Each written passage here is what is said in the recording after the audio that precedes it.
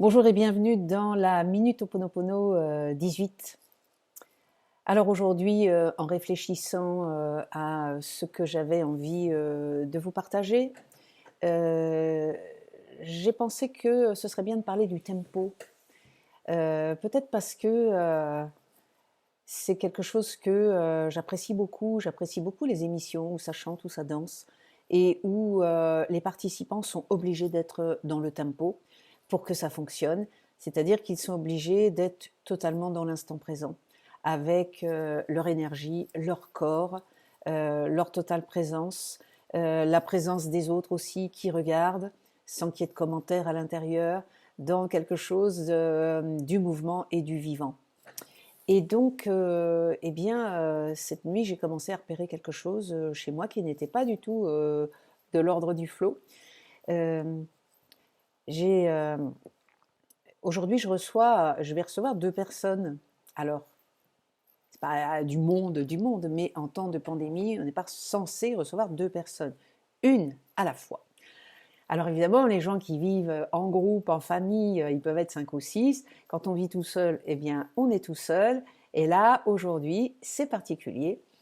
Et, euh, et autant dans la journée d'hier, c'était tranquille, autant pendant la nuit, bah, vous l'avez repéré, les mémoires remontent. Les mémoires, tout d'un coup, s'immiscent dès le coucher du soleil. Et c'est ça qui nous permet, en fait, de pouvoir les voir apparaître et de les nettoyer. Et c'est souvent quand ça commence à se détendre, moi je sens que là, dans mon déménagement, je commence à me détendre, eh bien, quand ça se détend, il y a plus de mémoire qui remonte. Comment c'est possible? Eh bien, notre mental est vraiment à un maillage très très serré au niveau du contrôle, au niveau de l'anticipation, au niveau de vérifier que tout fonctionne bien dans notre vie. Et quand ça se détend, bah, le mental aussi se détend. Et au travers des maillages serrés du mental, les mémoires commencent à remonter. Des mémoires qui ne sont pas là pour vous sauter dessus sauvagement, des mémoires qui sont juste là pour vous dire j'existe, ne m'oublie pas, nettoie-moi. Donc cette nuit, alors que je me sentais tranquille par rapport à recevoir deux personnes, j'ai commencé à anticiper qu'il y avait des voisins, que celle qui habite à côté, elle travaille à la mairie, que en pandémie, c'est interdit.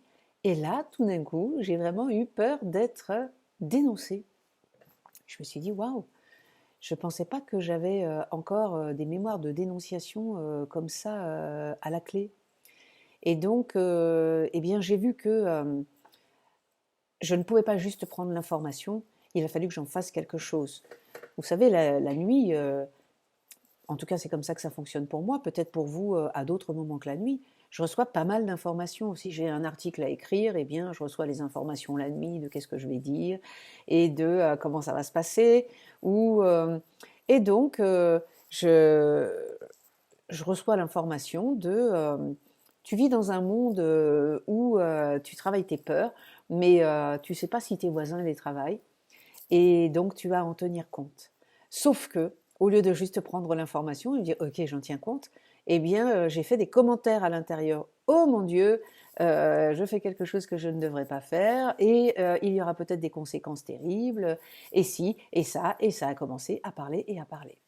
Donc, vous voyez, quand il y a un commentaire, tout d'un coup, au milieu du commentaire, on se dit, mon Dieu, il faut que je trouve une solution. Et donc, on cherche au milieu du commentaire les solutions qui vont être possibles. Et là, tout d'un coup, à l'intérieur, ça dit, mais stop, c'est pas ça qui se passe. Une info est remontée.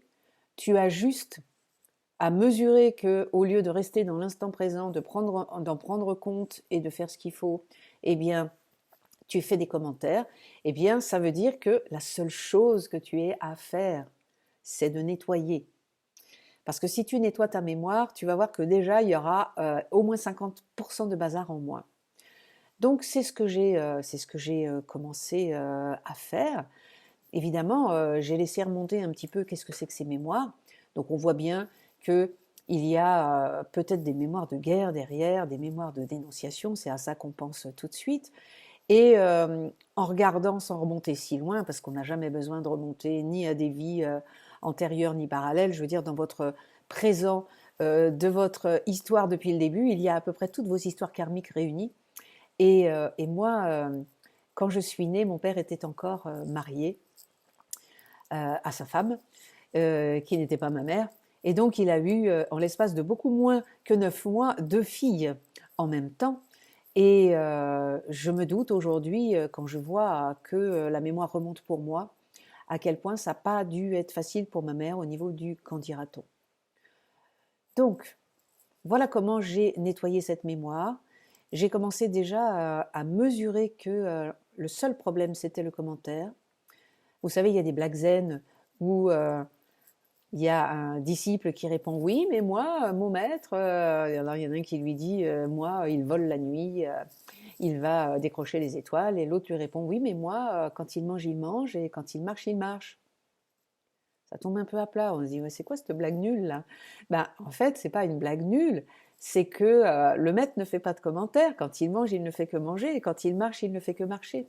Vous, quand vous mangez, bah, vous faites des commentaires, et quand vous marchez, vous laissez votre mental vous balancer des histoires auxquelles vous croyez et vous réfléchissez, entre guillemets.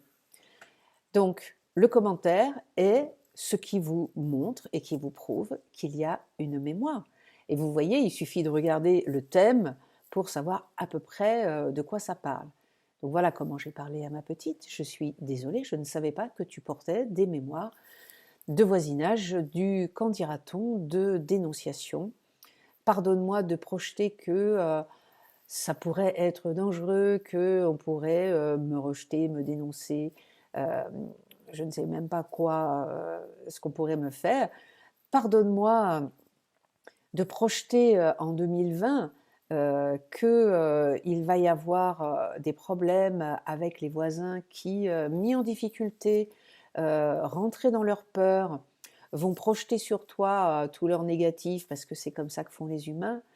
Donc je te remercie de m'envoyer cette peur parce que je vois bien que c'est une mémoire transgénérationnelle que je porte depuis certainement la nuit des temps et pour laquelle tu as besoin que je vienne t'accompagner.